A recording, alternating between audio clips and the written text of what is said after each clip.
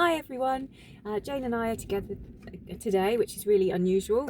It's really nice. Unfortunately the weather is shocking, but whilst we're together we thought we'd do a video. We were wanting to have a chat today about managing risk on the move. Yes. So of course managing risk on the move is really important as an instructor. We've got to keep the car safe, we've got to keep everyone around us safe, we've got to keep our pupils safe. So we tend to use a kind of routine. We do, AII. So that will be alert, inform and instruct. So it's something which you should be constantly looking at your pupil anyway, because obviously you'll know what they're reacting to and their reactions are. But if you don't see them reacting to something, you're going to need to alert them. And that could be something like, have you seen the pedestrian crossing up ahead? Yeah, and imagine if you didn't say anything, if you didn't find out whether or not they'd seen the pedestrian crossing ahead, it could become very safety critical, and then you're going to end up having to be reactive and you're going to have to use your brakes, and then you're going to have a whole safety critical scenario.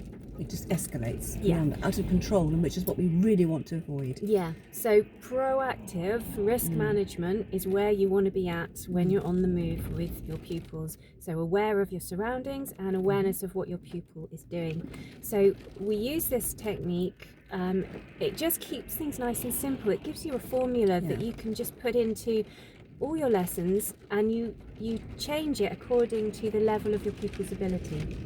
So I mean, with someone who's quite new on the roads, you're going to dig down a bit deeper. I mean, the alert may be enough for somebody that is more experienced. Have you seen the crossing coming up? Oh no, I have, but not now. But if they are less experienced, they might be focusing on, if you said, oh, you're going to take the next turning on the left, they're thinking about their mirror, their signal, their position, and they completely blank out the crossing that's between them and the junction. So that's when the alert would really start to be important, just to make sure that both of you are aware that there's a crossing between there and the junction. The next thing you can do would be inform. So that could be, the risk is escalating, so that could be something like there's a person waiting to cross, and that, or the light is amber, something like that. Yeah, you're informing the pupil why that's a hazard. So you might say something like, there's some parked cars ahead, but they might not register that as being a particular hazard. So you kind of need to give them a bit of information about sort of saying, well, we might have to give way to oncoming traffic. There's not enough space. So you need to sometimes, not all the time, but when you can, get the information in as well.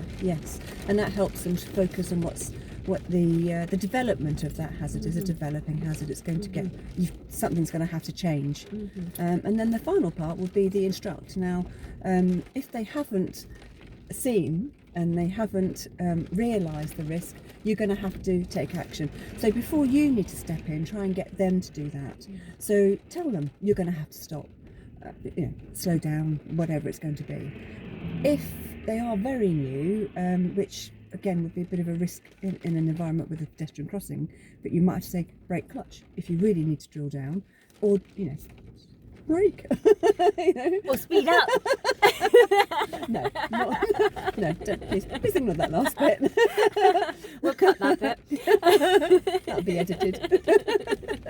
So the instructor is just like, literally it depends on, hopefully you just need to say you've got to stop, and then they'll actually do that. And if they don't, step in. So if you've got a pupil of a slightly higher level of experience, then you may just be prompting them with using this routine rather than, oh God, we've really gone over time again, haven't we? We just keep chatting. Well, I know. So I think you get the picture. So keep watching. We'll be Keep back. following. We'll be back. Bye.